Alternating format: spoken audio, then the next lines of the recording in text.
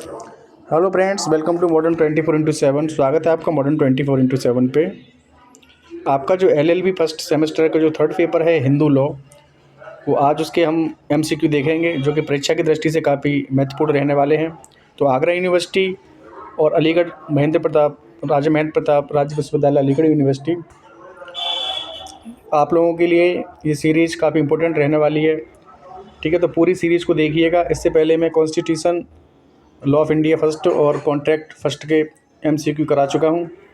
Channel पे नए हैं, सब्सक्राइब कर लीजिएगा, बेल आइकन को प्रेस कर दीजिएगा, जिससे कि आने वाली वीडियोज़ की नोटिफिकेशन मिलती रहे। क्वेश्चन नंबर पहला है हिंदू विधि का स्वरूप एवं स्रोत। ठीक है, भाग 1 है, यूनिट फर्स्ट है। तो इसमें क्वेश्चन नंबर पहला है आपका, हिंदू विधि मुख्यतः किस धर्म से संबंधित है? तो ये हिंदू धर्म से संबंधित है। नेक्स्ट है, हिंदू विधि का मुख्य स्रोत कौन सा है? राइट आंसर हो जाएगा श्रुति। श्रुति का अर्थ क्या है? तो सुनी हुई बातें। नेक्स्ट है, स्मृति का अर्थ है याद की गई बातें। मनुस्मृति किस श्रेणी में आती है? तो मनुस्मृति स्मृति है। हिंदू विधि के 2 प्रमुख स्कूल कौन से हैं? तो एक है दायभाग और दूसरा मृतक्षरा। नेक्स्ट है, मृतक्षरा स्कूल का प्रमुख आधार ग्रंथ कौन सा है? तो याज्ञवल्क्य की स्मृति हो जाएगा राइट आंसर। दायभाग स्कूल का विकास किस स्थान पर हुआ? तो ये बंगाल में हुआ। मृतक्षरा स्कूल का संस्थापक कौन था? तो राइट आंसर हो जाएंगे विज्ञानेश्वर। दायभाग स्कूल का संस्थापक कौन था? तो जीमूत मोहन हो जाएंगे राइट आंसर। इसी के अंदर भाग 2 है, हिंदू विवाह अधिनियम 1955, हिंदू मैरिज एक्ट 1955। हिंदू विवाह अधिनियम कब लागू हुआ? 1955 में लागू हुआ। नेक्स्ट है आपका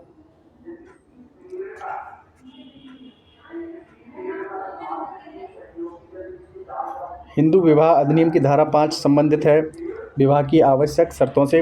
हिंदू विवाह अधिनियम के तहत विवाह का स्वरूप क्या है? तो पवित्र संस्कार है हिंदू विवाह। नेक्स्ट है, हिंदू विवाह अधिनियम की धारा 7 में क्या वर्णित है? तो विवाह की विधि वर्णित है।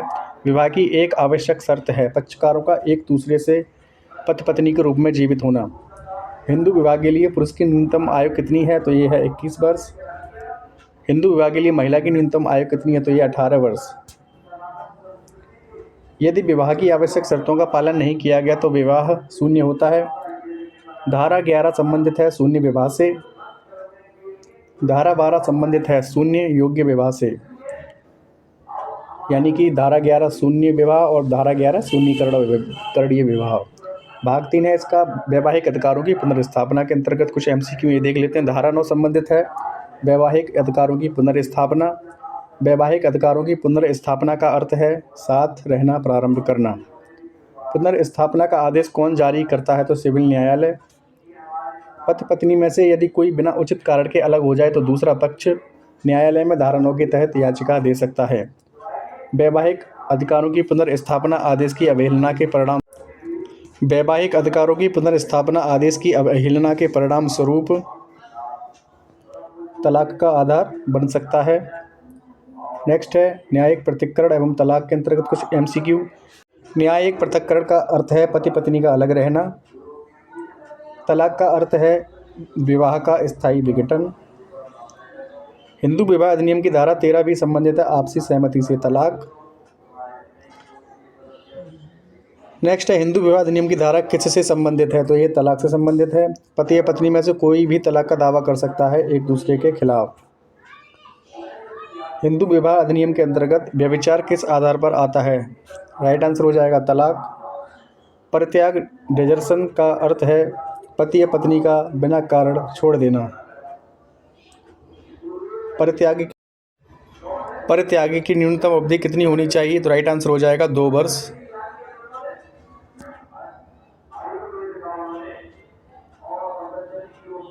नेक्स्ट है, धर्म परिवर्तन तलाक का एक आधार है। तो राइट आंसर हो जाएगा यस, हाँ।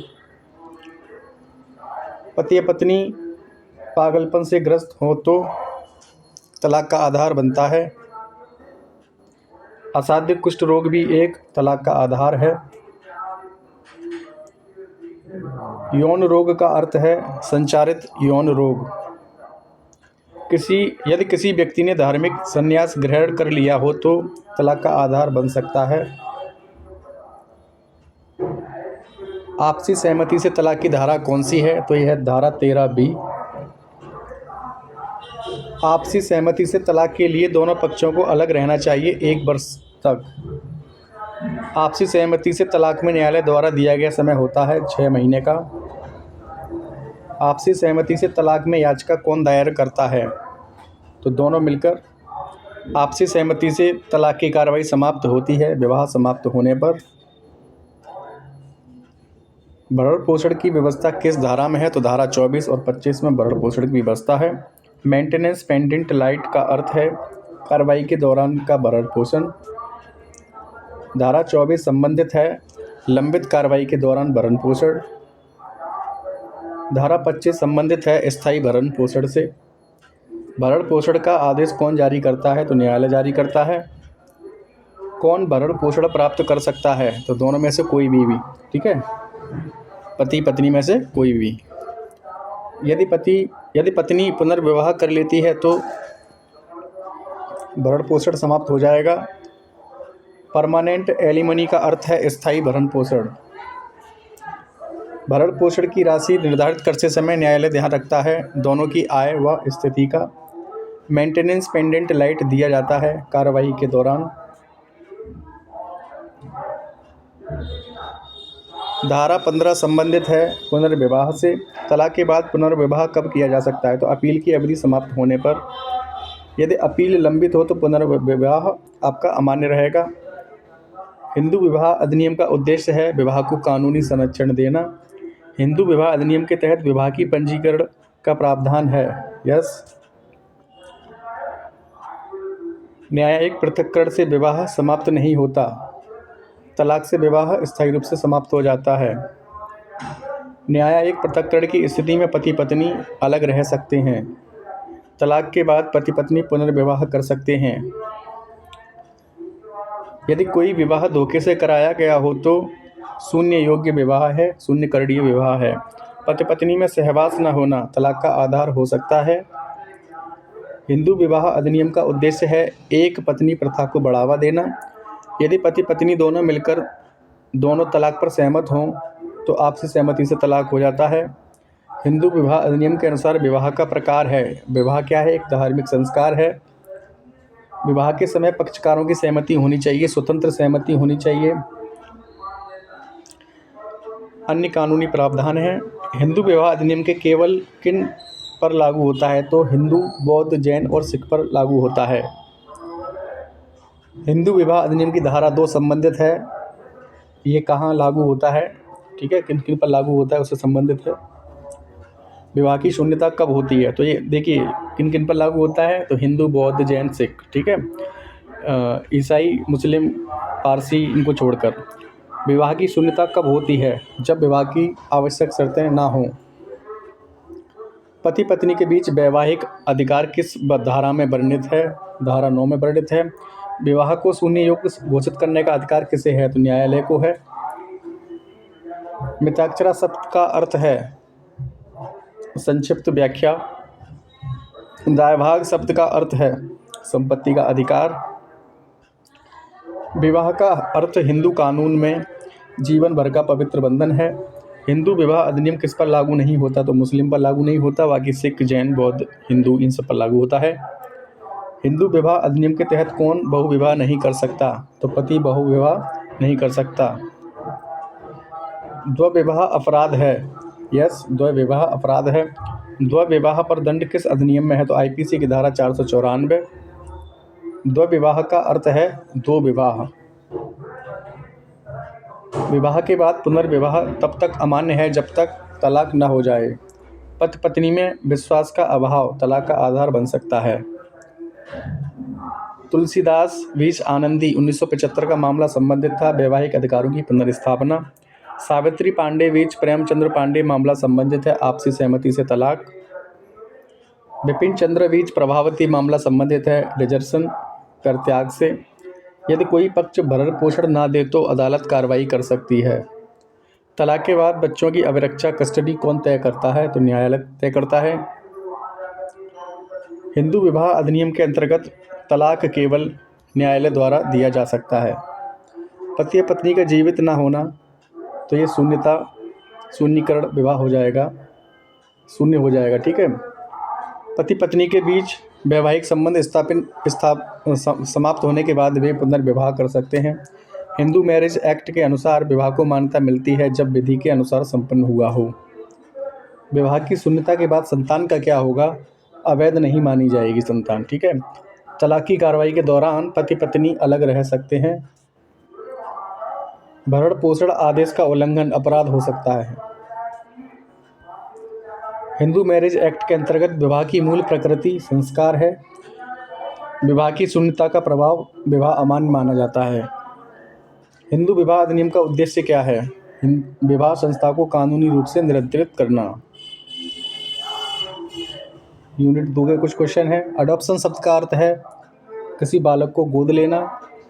दत्तक ग्रहण का उद्देश्य है धार्मिक कर्तव्य की पूर्ति, पारिवारिक वंश की वृद्धि, संपत्ति के वारिस का निर्माण। उपरोक्त सभी राइट आंसर हो जाएंगे। डॉक्ट्राइन ऑफ सनशिप का अर्थ है पुत्रत्व का सिद्धांत। हिंदू विधि में दत्तक ग्रहण का प्रमुख उद्देश्य क्या है? धार्मिक कार्यों की पूर्ति। दत्तक ग्रहण अधिनियम लागू होता है केवल हिंदुओं पर। हिंदू दत्तक और भरण पोषण अधिनियम पारित हुआ 1956। हिंदू दत्तक और भरण पोषण अधिनियम लागू हुआ 21 दिसंबर 1956। अधिनियम की धारा 2 के अंतर्गत हिंदू में कौन सम्मिलित है? तो बौद्ध, जैन, सिख सभी हो जाएंगे राइट आंसर। दत्तक ग्रहण का अर्थ किस धारा में दिया गया है? तो राइट आंसर हो जाएगा धारा 6। वैध दत्तक ग्रहण के लिए कौन सा तत्व आवश्यक नहीं है? तो विवाह होना। कौन व्यक्ति दत्तक ग्रहण कर सकता है? तो उपरोक्त सभी। पुरुष यदि दत्तक ग्रहण करता है तो पत्नी की सहमति आवश्यक है। विधवा स्त्री दत्तक ग्रहण कर सकती है? नहीं कर सकती, कर सकती है, या केवल अदालत की अनुमति से या केवल पुत्र के माध्यम से। राइट आंसर हो जाएगा कर सकती है। बालक दत्तक ग्रहण हेतु योग्य है यदि। उपरोक्त सभी हो जाएगा इसका राइट आंसर। दत्तक ग्रहण में बालक की आयु सीमा। राइट आंसर हो जाएगा ऑप्शन नंबर बी। एक व्यक्ति एक समय में केवल एक पुत्र या एक पुत्री दत्तक ले सकता है। पति की मृत्यु के बाद पत्नी दत्तक ग्रहण कर सकती है? हाँ, स्वयं कर सकती है। यदि पहले से पुत्र है तो दूसरा पुत्र दत्तक लिया जा सकता है? नहीं। यदि किसी को पुत्री है तो क्या वह दूसरी पुत्री को गोद ले सकता है? नहीं ले सकता। दत्तक ग्रहण का प्रमाण कौन सा होता है? तो दत्तक पत्र। दत्तक ग्रहण के बाद बालक जन्मदाता परिवार से अलग हो जाता है। दत्तक बालक के अधिकार किसके समान होते हैं? दत्तक माता पिता के सगे संतान के समान।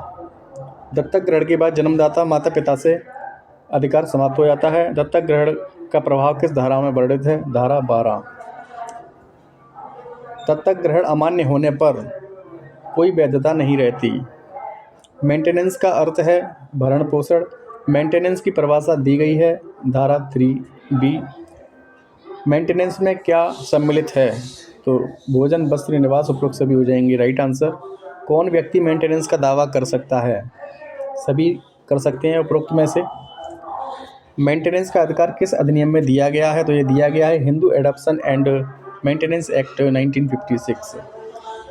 पत्नी का भरण पोषण अधिकार किस धारा में है? तो ये है धारा 18। विधवा का मेंटेनेंस अधिकार है धारा 19 में। माता पिता और बच्चों का मेंटेनेंस अधिकार है धारा 20 में। अविवाहित पुत्री भरण पोषण की हकदार है? हाँ, है। मेंटेनेंस की मात्रा निर्धारित करता है न्यायालय। भरण पोषण का अधिकार पत्नी को कब मिलता है? तो ये मिलता है दोनों स्थितियों में, या तो पति के जीवित रहते या पति की मृत्यु के बाद। यदि पत्नी का चरित्र दुष्ट है तो उसे भरण पोषण नहीं मिलेगा। पत्नी को मेंटेनेंस ना मिलने की स्थिति। उपरोक्त सभी इसके राइट आंसर हो जाएंगे। भरण पोषण की राशि निर्धारित करने में न्यायालय ध्यान रखता है। उपरोक्त सभी का। विधवा का मेंटेनेंस का अधिकार किसके विरुद्ध है? ससुर के विरुद्ध है। माता पिता का भरण पोषण करने का दायित्व दोनों पर होता है, पुत्र और पुत्री पर। यदि किसी पुत्र की मृत्यु हो जाती है तो उसके माता पिता पोते से भरण पोषण मांग सकते हैं। मेंटेनेंस की सीमा न्यायालय किस पर आधारित करता है? आय व संपत्ति पर। मेंटेनेंस का अधिकार वैधानिक अधिकार है। अविवाहित पुत्री को भरण पोषण कौन देगा? दोनों देंगे, माँ पिता में, ठीक है, माँ पिता दोनों देंगे। भरण पोषण का अधिकार किस प्रकार का अधिकार है? तो ये वैधानिक अधिकार है। मेंटेनेंस की प्रकृति परिस्थिति अनुसार परिवर्तनीय है। मेंटेनेंस का आदेश कौन जारी कर सकता है? तो सिविल न्यायालय हो जाएगा राइट आंसर। मेंटेनेंस में क्या क्या सम्मिलित है? उपरोक्त सभी हो जाएंगे राइट आंसर। मेंटेनेंस का दावा कौन कर सकता है? उपरोक्त सभी इसके भी राइट आंसर हो जाएंगे। वीडियो काफ़ी लंबी होगी, मैं केवल आंसर बताऊंगा। डिपेंड्स का अर्थ है आश्रित व्यक्ति। कौन व्यक्ति आश्रित कहलाता है? उपरोक्त सभी हो जाएंगे इसका राइट आंसर। आश्रितों के मेंटेनेंस की धारा है धारा 22। आश्रित मेंटेनेंस का दावा कर सकते हैं मृत व्यक्ति की संपत्ति से। मृतक की संपत्ति से आश्रितों का मेंटेनेंस का अधिकार द्वितीयक अधिकार है। मेंटेनेंस का दावा केवल हिंदू पत्नी ही कर सकती है? नहीं। मॉडर्न हिंदू लॉ में मेंटेनेंस का क्या उद्देश्य है? उपरोक्त सभी हो जाएंगे राइट आंसर। जीवन निर्वाह, समान अधिकार और सामाजिक न्याय। भरण पोषण का अधिकार है, विधि द्वारा संरक्षित है। परमानेंट एलिमनी का अर्थ है स्थायी भरण पोषण। मेंटेनेंस पेंडेंट लाइट का अर्थ है मुकदमे की अवधि तक भरण पोषण। मेंटेनेंस अंडर हिंदू लॉ का उद्देश्य है जीवन स्तर बनाए रखना। Hindu adoption and maintenance act 1956 की धारा 25 संबंधित है स्थायी भरण पोषण की समाप्ति से। मेंटेनेंस का आदेश कब निरस्त हो सकता है? तो उपरोक्त सभी स्थितियों पर पत्नी के धर्म परिवर्तन पर या पर स्त्री गमन पर और पुनर्विवाह पर। मेंटेनेंस के आदेश को बदलने का अधिकार किसके पास है?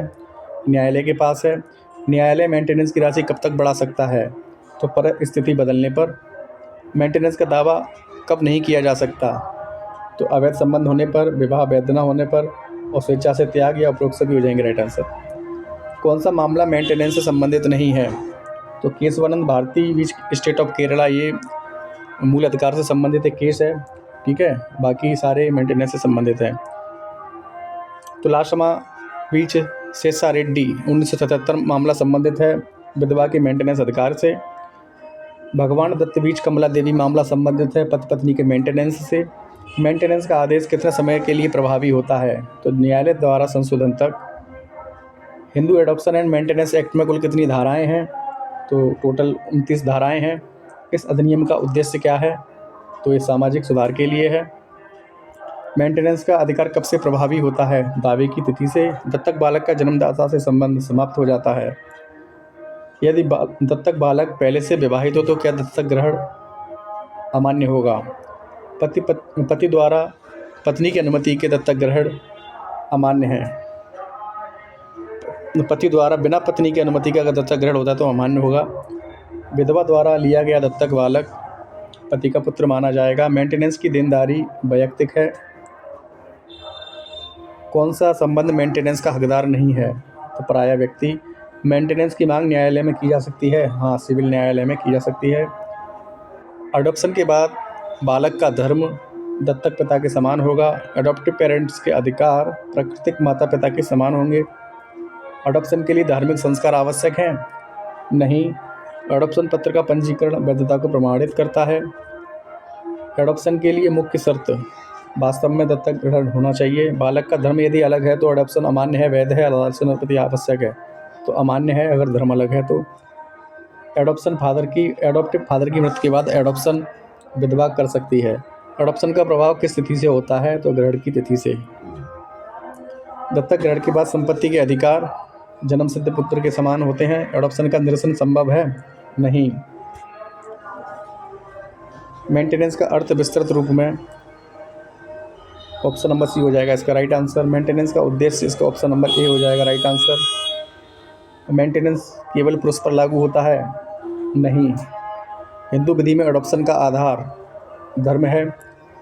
आधुनिक विधि में एडॉप्शन सामाजिक संस्था। एडॉप्शन में वैधता का मुख्य प्रमाण वास्तविक ग्रहण।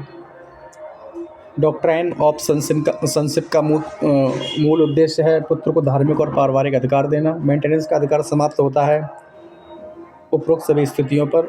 एडॉप्शन की वैधता के लिए आवश्यक है उपरोक्त सभी। Hindu adoption and maintenance act 1956 की व्याख्या में प्रमुख न्यायालय है भारत का सर्वोच्च न्यायालय। यूनिट 3 है। हिंदू अल्पसंख्यकता और अभिभावकता अधिनियम कब पारित हुआ था? तो हुआ था 1956 में। यह अधिनियम किस पर लागू होता है? केवल हिंदुओं पर। हिंदू अल्पसंख्यकता और अभिभावकता अधिनियम 1956 की धारा 2 में क्या बताया गया है? तो अधिनियम की प्रयोज्यताएं। इस अधिनियम के अंतर्गत माइनर की आयु क्या है? 18 वर्ष। गार्जियन का अर्थ होता है जो कोई व्यक्ति जो नाबालिग की देखभाल करे। कानूनी अभिभावक कौन होता है? पिता और माता। किसकी अनुपस्थिति में माता को प्राकृतिक अभिभावक माना गया है? तो पिता की। धारा 6 के अंतर्गत पुत्र और अविवाहित पुत्री के लिए प्राकृतिक अभिभावक कौन है? तो पिता है। धारा 6B के अनुसार अविवाहित पुत्री की प्राकृतिक अभिभावकता किसके पास होती है? तो माता के पास होती है। धारा 8 के अंतर्गत प्राकृतिक अभिभावक की शक्तियाँ किन पर लागू होती हैं? नाबालग की संपत्ति पर। प्राकृतिक अभिभावक को नाबालग की संपत्ति बेचने के लिए क्या आवश्यक है? न्यायालय की अनुमति लेना आवश्यक है। कौन नाबालिग की संपत्ति का अभिभावक नहीं बन सकता? सौतेला पिता नहीं बन सकता। Hindu minority and guardianship act की धारा 13 क्या कहती है? नाबालिग के कल्याण को सर्वोपरि माना जाएगा। नाबालिग की संपत्ति का रक्षक कौन बन सकता है? तो प्राकृतिक अभिभावक। किस स्थिति में न्यायालय अभिभावक नियुक्त कर सकता है? जब प्राकृतिक अभिभावक न हो। यदि पिता ने नाबालिग के वसीयत द्वारा अभिभावक नियुक्त किया है तो उसे क्या कहते हैं? Testamentary guardian. ड फैक्टो गार्डियन का अर्थ है स्वयं देखभाल करने वाला व्यक्ति। क्या डिफैक्टो गार्डियन को संपत्ति बेचने का अधिकार है? नहीं अधिकार। एडॉप्टिव फादर की मृत्यु के बाद कौन प्राकृतिक अभिभावक होता है? तो adoptive mother. Hindu minority and guardianship Act किस अधिनियम को ओवरराइड करता है? तो Guardianship and Wards Act 1890। Guardians and Ward Act कब पारित हुआ था? तो 1890 में। यह अधिनियम किस पर लागू होता है? तो सभी धर्मों पर लागू होता है। गार्डियन एंड वार्ड एक्ट सभी धर्मों पर लागू होता है। इस अधिनियम का मुख्य उद्देश्य क्या है? नाबालिगों की सुरक्षा। गार्डियन एंड वार्ड एक्ट के अंतर्गत माइनर कौन है? 18 साल से जो कम उम्र का व्यक्ति है। इस अधिनियम के अंतर्गत कितने प्रकार के अभिभावक होते हैं? तो नेचुरल, टेस्टामेंटरी, कोर्ट अपॉइंटेंट। तो 3 प्रकार के होते हैं। अभिभावक नियुक्त करने की शक्ति किसे दी गई है? तो जिला न्यायालय को दी गई है। अभिभावक की नियुक्ति के समय न्यायालय किसे प्राथमिकता देता है? तो बच्चे के कल्याण को प्राथमिकता देता है। कौन सा अधिनियम गार्जियन एंड वार्ड्स एक्ट 1890 को प्रभावित करता है? तो Hindu minority and guardianship act 1956। De jure guardian कौन होता है? कानूनी रूप से नियुक्त अभिभावक। कोर्ट अपॉइंटेड गार्डियन को क्या कहा जाता है? Judicial guardian. Indian majority act कब पारित हुआ? 1875 में। इस अधिनियम के अनुसार व्यक्ति कब वयस्क होता है? तो ये होता है 18 वर्ष की आयु में। किसी व्यक्ति की अभिभावकता न्यायालय द्वारा नियुक्त हो तो उसकी वयस्कता की आयु क्या होगी? तो 21 वर्ष होगी। इंडियन मेजोरिटी एक्ट किन पर लागू नहीं होता? तो मुसलमानों पर लागू नहीं होता। माइनर की कानूनी स्थिति क्या है? अनुबंध करने में अक्षम। माइनर द्वारा किया गया कॉन्ट्रैक्ट कैसा होता है? शून्य होता है। नाबालिग की संपत्ति का प्रबंध कौन करता है? तो नेचुरल गार्डियन, प्राकृतिक संरक्षक। अभिभावक का मुख्य कर्तव्य क्या है? नाबालिग के कल्याण की रक्षा। माता कब नेचुरल गार्डियन बनती है? पिता की मृत्यु के बाद। नेक्स्ट है माइनर की शादी होने पर वह क्या कहलाएगा? अभी भी माइनर ही कहलाएगा। न्यायालय को अभिभावक नियुक्त करने की शक्ति दी गई है गार्डियन एंड वार्ड्स एक्ट 1890 के अंतर्गत। Hindu minority and guardianship act 1956 की धारा क्या कहती है? पूर्ववर्ती कानूनों को अप्रभावी करना। नेचुरल गार्डियन के अधिकारों की सीमा कौन निर्धारित करता है? तो धारा 18 के अंतर्गत है। किसकी अनुमति के बिना गार्डियन संपत्ति नहीं बेच सकता? तो न्यायालय की अनुमति के बिना। नेचुरल गार्डियन की परिभाषा किस धारा में? धारा 6 में है। ड फैक्टो गार्डियन की कानूनी स्थिति क्या है? अधिकारहीन है। अल्पसंख्यकता और अभिभावकता अधिनियम किस धर्म के नाबालिगों पर लागू होता है? तो हिंदू धर्म राइट आंसर हो जाएगा। बेस्ट इंटरेस्ट ऑफ माइनर सिद्धांत किस अधिनियम में है? तो ये है Hindu minority and guardianship act 1956। Minor अपनी संपत्ति बेच सकता है या नहीं? नहीं बेच सकता। पिता के जीवित रहते कौन नेचुरल गार्डियन नहीं होगा? तो माता नहीं होगी। नेक्स्ट है यूनिट 4। संयुक्त हिंदू परिवार का गठन किस कानून से होता है? तो प्रथा और परंपरा से। संयुक्त हिंदू परिवार की अवधारणा किस धर्म में पाई जाती है? तो हिंदू धर्म में पाई जाती है। संयुक्त हिंदू परिवार का आधार क्या है? तो जन्म। संयुक्त हिंदू परिवार में प्रमुख व्यक्ति को क्या कहा जाता है? तो कर्ता। नेक्स्ट है संयुक्त हिंदू परिवार का संचालन कौन करता है? तो कर्ता करता है। संयुक्त हिंदू परिवार की सदस्यता किस आधार पर प्राप्त होती है? तो जन्म से, विवाह से और गोद लेने से। उपयुक्त सभी हो जाएंगे राइट आंसर। संयुक्त हिंदू परिवार में संपत्ति किसकी होती है? किसकी संपत्ति होती है? तो राइट आंसर हो जाएगा सभी कोपर सीनर्स की, यानी सभी सहदायिकों की। ठीक है, सहभोगी लिखा है या सहदायिकी एक ही बात है। भोगिता का निर्माण किससे होता है या सहदायिकी का निर्माण किससे होता है? तो ये जन्म से होता है। सहदायिकी का अधिकतम विस्तार कितनी पीढ़ियों तक होता है? राइट आंसर हो जाएगा 4 पीढ़ियों तक।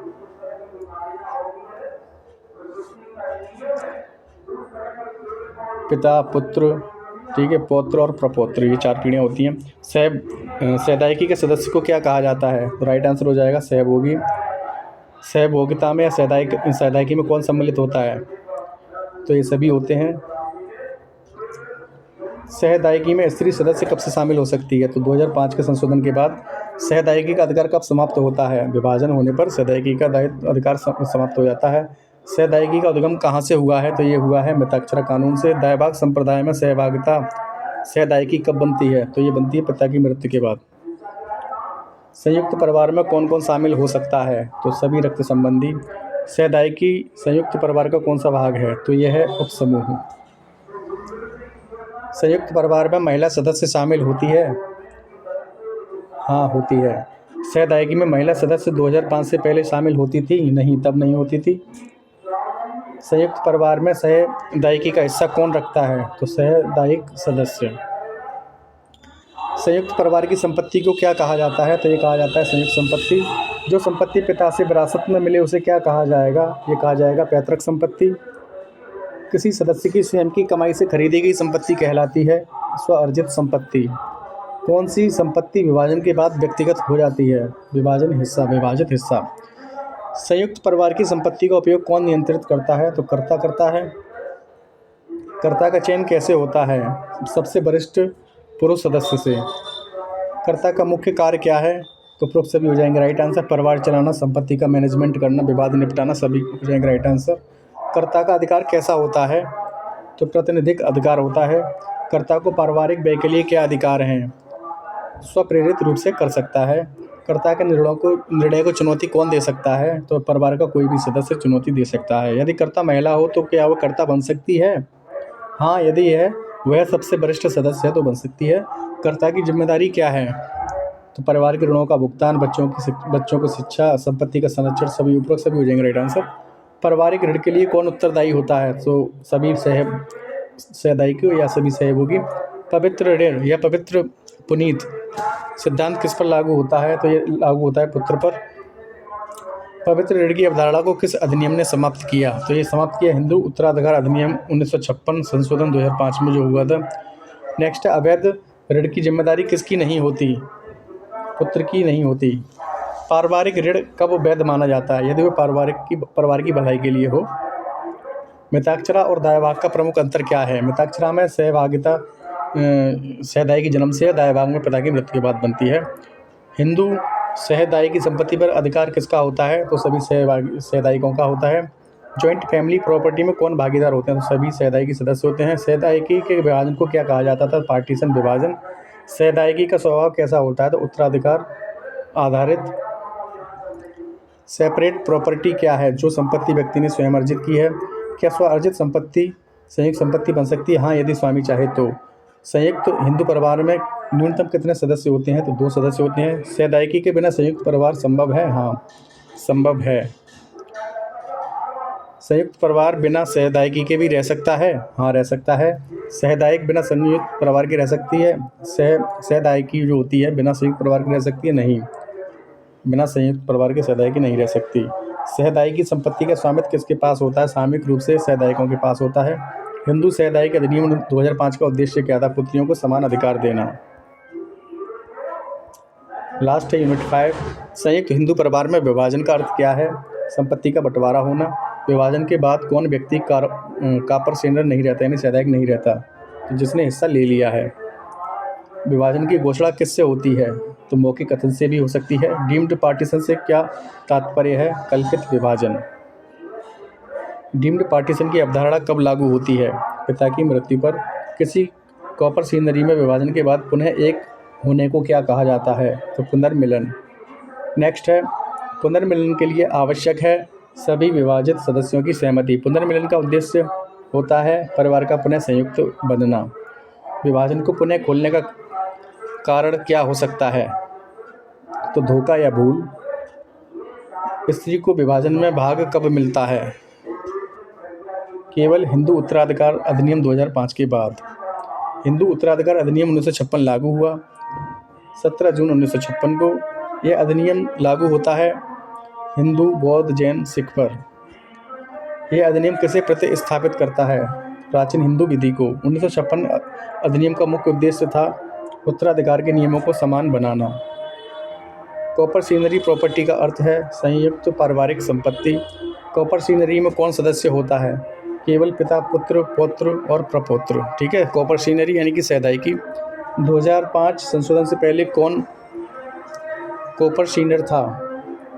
तो पुत्र था, अब पुत्री भी है। ठीक है, 2005 के संशोधन के बाद। 2005 संशोधन अधिनियम ने किस धारा में परिवर्तन किया? तो धारा 6 में परिवर्तन किया। डिवोल्यूशन ऑफ इंटरेस्ट का अर्थ है उत्तराधिकार के माध्यम से हस्तांतरण। क्लास फर्स्ट वारिसों की सूची में कौन सम्मिलित है? तो ये हैं पुत्र, पुत्री, विधवा, माता आदि। क्लास सेकंड वारिस तब आते हैं जब क्लास वन वारिस नहीं हो। क्लास वन वारिस में विधवा की स्थिति क्या है? सह वारिस। क्लास सेकंड वारिसों में कौन सम्मिलित नहीं है? विधवा सम्मिलित नहीं है। बाकी पिता, भाई, चाचा ये क्लास सेकंड वारिसों में सम्मिलित है। क्लास सेकंड वारिस में कौन प्रथम श्रेणी में है? तो पिता प्रथम श्रेणी में है। क्लास सेकंड वारिसों के बीच उत्तराधिकार का नियम क्या है? निकटतम श्रेणी को प्राथमिकता मिलती है। यदि मृतक का पुत्र नहीं है पर पुत्री है तो संपत्ति किसे मिलेगी? मृतक का पुत्र नहीं है लेकिन पुत्री है तो संपत्ति किसे मिलेगी? तो पुत्री को मिलेगी। क्लास वन में कितने प्रमुख वारिस होते हैं? तो 16 वारिस होते हैं। 1956 से पहले स्त्री का अधिकार कैसा था? सीमित अधिकार थे। 1956 अधिनियम ने स्त्री को क्या दिया है? पूर्ण स्वामित्व अधिकार दिया है। स्त्री के एब्सोल्यूट ओनरशिप की अवधारणा किस धारा में है? तो यह है धारा 14 में। 2005 संशोधन के बाद पुत्री को क्या अधिकार मिला? पिता की संपत्ति में कॉर्पोरेशनर का। पुत्री कॉर्पोरेशनर बनती है जन्म से। स्त्री के अधिकारों को मजबूत करने वाला प्रमुख मामला कौन सा है? तो यह है विनीता शर्मा बनाम राकेश शर्मा 2020। विनीता शर्मा केस में सुप्रीम कोर्ट ने कहा पुत्री जन्म से सहदायिकी है या कॉर्पोरेशनर है। गिफ्ट दान का अर्थ क्या है? बिना मूल्य के संपत्ति देना। गिफ्ट वैध होने के लिए जरूरी है स्वेच्छा। गिफ्ट एक्ट के अंतर्गत कौन सी धारा लागू होती है? तो भारतीय अनुबंध अधिनियम की धारा 122। गिफ्ट कब रद्द की जा सकती है? धोखा या शर्त के उल्लंघन पर। बिल या वसीयत का अर्थ है मृत्यु के बाद संपत्ति का वितरण। बिल कब प्रभावी होता है? तो लेखक की मृत्यु के बाद। बिल लिखने वाला व्यक्ति कहलाता है टेस्टेटर। बिल का लाभ उठाने वाला व्यक्ति कहलाता है बेनिफिशियरी। बिल में संशोधन को क्या कहा जाता है? कोडिसिल। बिल के लिए क्या आवश्यक नहीं है? पंजीकरण आवश्यक नहीं है। डिवोल्यूशन ऑफ इंटरेस्ट का अर्थ है संपत्ति का उत्तराधिकार द्वारा स्थानांतरण। जॉइंट फैमिली प्रॉपर्टी किसके अधीन होती है? कर्ता के अधीन। कॉर्पोरेशनरी यानी सहदायिकी के सदस्य कौन हो सकते हैं? सहदायिकी पिता से लेकर प्रपौत्र तक 4 पीढ़ियाँ रहती हैं इसमें। संशोधन अधिनियम 2005 का प्रभाव तिथि क्या है? तो 9 सितंबर 2005। क्लास वन वारिसों को संपत्ति कैसे मिलती है? समान भागों में। हिंदू सक्सेशन एक्ट किस कानून का हिस्सा है? तो हिंदू कोड बिल का हिस्सा है। स्त्री की मृत्यु के बाद संपत्ति किसे मिलती है? पति, पुत्र और पुत्री को। स्त्री की संपत्ति की उत्तराधिकार धारा कौन सी है? धारा 15। बिल में कोई लाभार्थी न होने पर संपत्ति किसे मिलती है? तो उत्तराधिकारी को मिलती है। रीयूनियन के लिए कितने सदस्य आवश्यक हैं? कम से कम 2। कॉर्पोरेशनरी का निर्माण कब होता है? तो जन्म से होता है। स्त्री कॉर्पोरेशनरी में कब जुड़ सकती है? 2005 के बाद जुड़ सकती है। कॉर्पोरेशनरी की समाप्ति कब होती है? विभाजन पर। कॉर्पोरेशनरी में नया सदस्य कैसे जुड़ता है? जन्म के द्वारा। स्त्री के एब्सोल्यूट ओनरशिप का अर्थ है पूर्ण स्वामित्व। हिंदू सक्सेशन एक्ट में कुल कितने भाग हैं? 6 भाग हैं। बिल लिखने की न्यूनतम आयु होती है 18 वर्ष। गिफ्ट में स्वीकारता कब तक जरूरी है? दाता के जीवित रहने तक। पुनर्मिलन की वैधता के लिए क्या आवश्यक है? विभाजित सदस्यों की स्पष्ट सहमति। विभाजन के बाद संपत्ति किस प्रकार होती है? तो पृथक संपत्ति। जॉइंट फैमिली और कॉर्पोरेशनरी में अंतर क्या होता है? तो कॉर्पोरेशनरी संकीर्ण अवधारणा है। पिता के जीवन काल में पुत्री कॉर्पोरेशनरी बन सकती है। हाँ, 2000 के बाद, 2005 के जो संशोधन है उसके बाद। हिंदू सक्सेशन अमेंडमेंट एक्ट 2005 का मुख्य उद्देश्य क्या था? स्त्री को समान अधिकार देना। वसीयत का पंजीकरण वैकल्पिक है। गिफ्ट और बिल में मुख्य अंतर क्या है? गिफ्ट जीवन काल में और बिल मृत्यु के बाद प्रभावी होता है। यानी कि दान जीवन काल में और जो वसीयत होती है वो मृत्यु के बाद प्रभावी होती है। तो थैंक्स फॉर वॉचिंग। मिलते हैं नेक्स्ट वीडियो में। आपका जो है law of torts. All the best for your exam. Thanks for watching.